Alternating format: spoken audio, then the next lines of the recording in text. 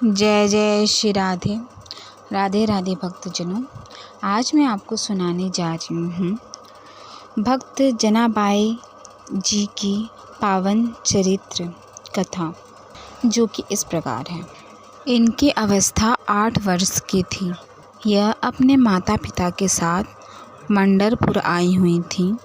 उसी 8 वर्ष की अवस्था में इन्होंने नामदेव जी के यहाँ सेवकाई स्वीकार कर ली, क्योंकि माता पिता बहुत ही गरीब घर के थे। फिर पिता का शरीर पूरा हुआ, माता का शरीर पूरा हुआ। उतने में ही उनके मन में यह एक बात आ गई कि मेरा जीवन प्रभु के लिए है, तो कैसे मैं प्रभु को समर्पित हूँ। तो अपने जीवन को प्रभु में समर्पित करने के लिए वहीं पंढरपुर में श्री नामदेव महाराज जी के यहाँ सेवकाई स्वीकार कर ली। भक्त की सेवकाई से प्रभु कितने प्रसन्न होते हैं। हमारे हृदय में यदि भक्तों के प्रति श्रद्धा हो जाए तो भगवत प्राप्ति कितनी सरल है। इस प्रसंग से देखिए, जनाबाई जी प्रायः संत सभा नामदेव जी के दासी के रूप में प्रसिद्ध हुई हैं। जनाबाई जी को महाराष्ट्र में बहुत आदर से नाम लिया जाता है उनका, और इनकी बहुत महिमामय पद भी है। और इनकी ऐसी नाम में प्रीति हुई नामदेव जी के प्रभाव से कि बड़े बड़े सिद्ध संत का स्मरण करते थे। कबीर दास जैसे सिद्ध संत जनाबाई जी के चरणों में प्रणाम करते थे। ये नामदेव जी के संग की महिमा का प्रभाव है। उनका जन्म गोदावरी तट पर गंगाखेड़ नामक एक ग्राम में हुआ था। इनके पिता का नाम रमा और माताजी का नाम कर्म था। बचपन में ही इनकी माँ पधार गईं और पिता, जो इनको विट्ठल भगवान जी के दर्शन के लिए लाए गए, उनका भी शरीर पूरा हुआ और ये नामदेव जी के चरणों में समर्पित हो गईं। इनके हृदय में एक बात आई कि प्रभु के प्राप्ति का उपाय एक है कि कोई भक्त प्रसन्न हो जाए, कोई भक्त मुझे अपना कह दे। और भगवान इस बात की बात जोड़ते रहते हैं। जब तक कोई भक्त प्रभु के अनुराग में जो डूबा हुआ है वो अपना नहीं कहता, तब तक प्रभु हृदय से नहीं लगाते। जनाबाई जी के हृदय में भगवत प्रेरणा से यह बात आ गई थी कि कोई भक्त हम पर कृपा कर दे तो हमें भगवान का साक्षात्कार हो जाए। इसीलिए उन्होंने सेवकाई स्वीकार कर ली नामदेव जी के यहाँ, और अन्य आश्रय कोई रह नहीं गया था।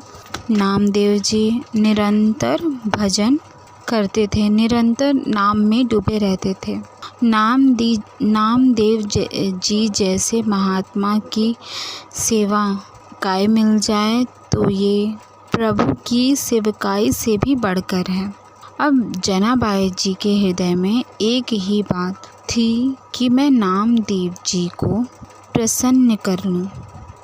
और सोचिए, उस टाइम पे जब ये 8 वर्ष की थी, तब उनके मन में ऐसी भावना, ऐसा विचार प्रकट हुआ है। नामदेव जी के पूरे परिवार के कपड़े धोना, पूरे परिवार के लिए आटा पीसना, पूरे परिवार के लिए भोग तैयार करना, पूरे परिवार के लिए हर समय अपने प्राणों को समर्पित करते हुए तन्मयता पूर्वक सेवा करना। बर्तन मांज रही हैं, कपड़ा धो रही हैं, झाड़ू पोछा कर रही हैं। आप सोचो, पूरे परिवार की स्वयं सेवा करती हैं। उनकी सेवा में एक बड़ा आनंद प्रकट होने लगा, इस भाव से कि नामदेव जी की जिस दिन मेरे ऊपर कृपा दृष्टि पड़ गई, उस दिन मेरा साक्षात्कार हो जाएगा। अब नामदेव जी की सेवा प्रभाव से निरंतर नाम चलने लगा। भजन हुए संग में। देखिए, संग हुआ। अब चेष्टा बढ़ रही है। जो नाम देव जी जप करते थे, वही जो कीर्तन करते थे, वही जनाबाई कीर्तन करने लगी, नाम जप करने लगी। नाम स्मरण करते करते कभी जब पोछा लगा रही हैं, एकदम से हाथ रुक गए, अश्रु प्रवाह होने लगे, प्रभु के लिए विकलता प्रकट होने लगी, भाव दशाएं उनकी आने लगी। श्री जनाबाई जी ने के हृदय में विट्ठल भगवान जी के प्रति प्रबल आसक्ति होने लगी। जब कभी सेवा से अवसर मिलता तो वो मंदिर में जाती, ठाकुर जी के दर्शन करती और फिर देखती ही रहती उन्हें, और देखते देखते उन्हें एकदम विकलता होने लगती तो वो रोने लगती, एकदम आनंद बढ़ जाता तो वो नाचने लगती। ऐसी दशा श्री जनाबाई जी की श्री नामदेव जी के सेवा से होने लगी। जनाबाई जी जब झाड़ू देती, बर्तन मांजती, कपड़े धोती, जल भरती, चक्की पीसती, यह सभी कार्य करने में सावधानी यह रखती कि सेवा में त्रुटि न हो और नाम भी विस्मरण न हो। ऐसे जनाबाई श्री नामदेव जी के सेवा में मगन रहने लगी। एक क्षण के लिए भी भगवत विस्मृति नहीं और सेवा में पूरी सावधानी, कहीं से सेवा में त्रुटि न हो जाए, कहीं अंदर हमारे स्मृति है इतनी न डूब जाए कि सेवा छूट जाए, क्योंकि सेवा भक्त की प्रसन्नता के लिए, और भक्त की प्रसन्नता से हमारे विट्ठल भगवान रीझ जाएंगे, ये हृदय में धारणा हो। और भगवान नाम का ऐसा प्रभाव हुआ कि अब उनके आंसू नहीं रुकते। झाड़ू लगा रही हैं, अश्रु प्रवाह हो रहा है, बर्तन मांज रही हैं, अश्रु प्रवाह हो रहा है। देखो कैसी कृपा हुई भक्त संग की, जिसकी बड़े बड़े साधु जन, उपासक जन आकांक्षा करते हैं, वह जनाबाई जी को प्राप्त हो रहा है। वो कभी सेवा करते करते एकदम व्याकुल हो जाती हैं। हाँ विट्ठल, हाँ विट्ठल, हाँ पांडुरंगा, हाँ पांडुरंगा, ऐसे पुकारती हैं। प्रभु के लिए प्रत्येक चेष्टा करने वाले के हृदय में विकलता आ ही जाती है।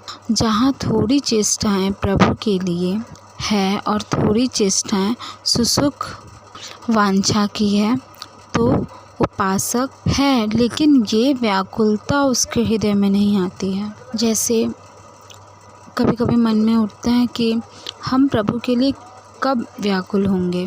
तो छोड़ो ये बात, जो भी आप कार्य करते हैं, व्यापार, पढ़ाई लिखाई, कुछ भी, वह प्रभु की प्रसन्नता के लिए सागुम पांग करे, और सावधानी ये रहे कि अंदर से भगवत स्मृति न छूटे।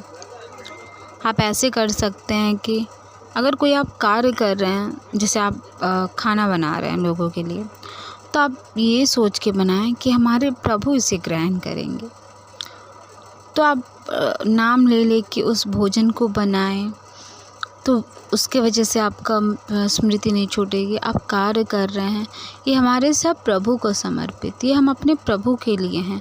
हम इस घर में जिनके लिए भी कर रहे हैं उसमें हमारे प्रभु रहते हैं। तो यह सोच के, यह भावना रख कर अगर आप कार्य करेंगे तो आपका नाम स्मृति स्मरण नहीं छूटेगा। फिर आप देखना, ऐसे करते करते आपके मन में भी व्याकुलता आने लगेगी। एकादशी के दिन नामदेव जी के यहाँ रात्रि में भक्त मंडली एकत्रित होके और कीर्तन कर रही हैं।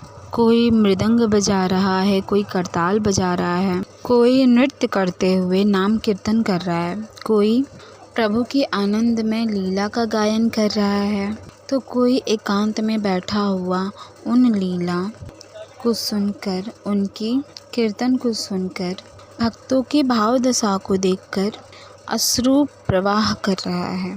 पूरी रात्रि, एकादशी के रात्रि में, एकादशी के दिन कुछ लोग व्रत रखते हैं तो जागरण करते हैं, तो इसीलिए रात्रि में एकादशी कीर्तन चल रहा था। तो नामदेव जी के यहाँ ऐसा कीर्तन हो रहा था पूरी रात्रि। और जनाबाई सब सेवा करके एकांत में कोने में खड़ी रहती हैं। नामदेव जी और बड़े बड़े भक्तों के भाव दशा देखती तो उनके हृदय में और विकलता बढ़ जाती। संकीर्तन के आनंद सागर में वो पूरी रात डूबी रहती। उनको पता ही नहीं चल पाता कि कितने कम समय में रात्रि व्यतीत हो गई। जैसे कल्पों की लीला सखियों को एक क्षण के समान लगती है। प्रिया प्रीतम के एक एक लीला में कल्प कल्प विहार करते और सखियों को लगता है कि ये तो अभी अभी इसी क्षण लीला प्रारंभ हुई। ऐसे प्रिया प्रीतम जी को भी लगता है कल्पों सैया में विलास कर रहे हो और उनको लगता है कि अभी तो हम मिले ही नहीं हैं। यह महाप्रेम का स्वरूप है। श्री जनाबाई को पूरी रात्रि कीर्तन और गुणा अनुवाद सुनने पर ऐसा आनंद आता लगता कि रात्रि बहुत कम क्षण की थी, एक क्षण में व्यतीत हो गई। प्रातःकाल होते ही सब भक्त मंडली अपने दिनचर्या को जाते और ये बावरी भी भगवत प्रेम की मादकता में ठाकुर जी के प्रसन्नता के लिए श्री नामदेव जी की सेवा में मगन रहने लगती। अब इनको आज लगा कि अरे आज तो सूर्यदेव उदय हो गए, सब भक्तजन चले गए और मुझे तो होश ही नहीं रहा। यह तो बहुत बड़ी त्रुटि हो गई। एक दिन एकादशी में ऐसे ही आनंद वृत्ति में रात्रि में डूबी कि सब भक्त कीर्तन करके चले गए और ये डूबी ही रही। देखा सूर्य चढ़ गए हैं, प्रकाश हो गया है। अब चेतना जगी तो इनको लगा जो हमारी नामदेव जी के प्रति सेवा वृत्ति थी यह तो बहुत हमारे अंदर त्रुटि हो गई। कैसे पूर्ण सेवा हो पाएगी? सबके लिए आटा पीसना है, सबके लिए सब व्यवस्थाएं अकेले करती और देखो ये नहीं कि मुझे करना पड़ता है, ऐसा नहीं। उत्साहित होकर प्रसन्न मुद्रा में वह यह सेवाएं करती थी सबके लिए।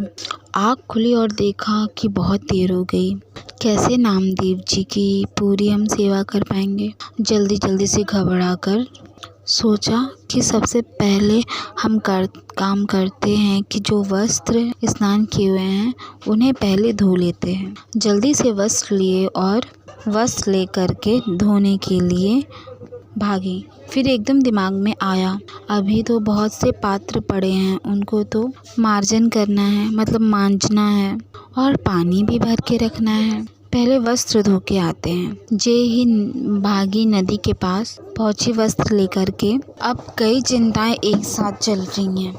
अभी तो बर्तन मांजना है, पानी भर के रखना है ठाकुर जी की सेवा के लिए।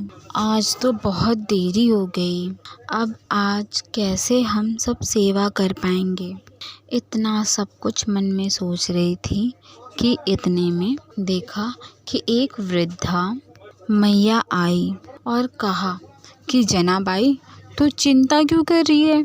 सुन, तू और जाके कार्य कर, मैं ये कपड़े धुल दूंगी। तो जनाबाई जी ने कहा नहीं नहीं, आप क्यों करेंगे, आपका तो शरीर उसके प्रतिकूल नहीं है। तो उन वृद्धा जी ने कहा सच्चे हम साफ सफाई करते करते पूरा जीवन बीत गया। जिसके वस्त्र को हम धुलते हैं दोबारा वह मलिन नहीं होते हैं। देखो तुम तो अभी नई अवस्था तुम्हारी, मेरा तो जीवन हो गया ये सब धुलते हुए। सच्ची धुलाई का कार्य हम जानते हैं। समझ नहीं पाए जनाबाई। जनाबाई जी ने कहा आज मेरे स्वामी की सेवा में गड़बड़ी हो गई, क्योंकि मैं ऐसे भूल में पड़ गई कि सेवा छूट गई। बुढ़िया ने प्रेम से कहा कि तू चिंता मत कर, देखना तू ऐसे कपड़े साफ नहीं कर सकती जैसे मैं साफ कर लेती हूँ। जनाबाई जी ने कहा कि अब मुझे नामदेव जी के यहाँ तत्काल भाग कर जाना है, क्योंकि पात्र पड़े हुए हैं। वो कपड़े वहीं नदी के किनारे छोड़ कर के गईं और जो कार्य अत्यंत आवश्यक था, जैसे पात्र मार्जन करना और पानी भरकर रखना, वो करके वापस आए तो देखा बहुत प्रेम से डूबी हुई जो मैया थी सब कपड़े धोकर फैला दिए थे और कहा कि देखो तू चिंता मत कर, आनंद पूर्वक सेवा कर। बहुत आनंद का विषय है जो तेरे अंदर यह चिंता चलती रहती है कि भक्त को सुख पहुंचाने की। तो उन्होंने देखा कि सारे के सारे कपड़े एकदम स्वच्छ है। जनाबाई जी ने हाथ जोड़कर कहा कि आप जैसी उदार तो मुझे जीवन में नहीं मिले। आपका हमारा कोई परिचय नहीं, कोई स्वार्थ भावना नहीं, और आप इतने ढेर सारे सब कपड़े धो दिए तो आप तो हमें लगता है कि ईश्वर स्वरूप ही हैं, और हमें तो ऐसा लगता है कि हमारे विट्ठल ने कृपा करके आपको भेजा है। पर वो इतना नहीं समझ पाए कि विट्ठल ही इस रूप में आए हैं। मैं आपका बहुत आभार मानती हूँ। तो मैया ने कहा कि आभार की कौन सी बात है, मैं तो तुम्हारी ही हूँ, अपनों से आभार थोड़ी प्रकट करते हैं, फिर मैं तो आपकी ही हूँ, आप व्यर्थ चिंता क्यों करती हैं। ऐसा कह के मुस्कुराती हुई वह वृद्धा माई वहाँ से चली और कहा कभी भी आवश्यकता हो तो मुझे याद कर लेना। आप जे ही याद करोगे मैं उपस्थित हो जाऊंगी तुम्हारी सेवा में। जनाबाई जी भाव में डूब गई, क्योंकि उस वृद्धा की मुस्कान इनके हृदय में आनंद का वर्धन किया। इनको थोड़ी देर के लिए अंतर्मुख में इतना डुबा दिया उस मुस्कान ने, पूछो ही मत। फिर चेतना आई और सोचा कि मैंने तो पूछा नहीं कि आप कहाँ रहती हैं, आपका क्या नाम है। जब तुम कह रही हो कि कभी कार्य पड़े तो बुला लेना, तो आप रहती कहाँ हैं, आपका नाम क्या है। आसपास देखा तो वृद्धा कहीं नहीं दिखी। थोड़ा दौड़ करके आसपास देखा, वो नहीं दिखाई दी। अब तो हृदय में विकलता हुई कि शरीर कोई इतना यौवन का भी नहीं था कि हवा की तरह भाग जाए।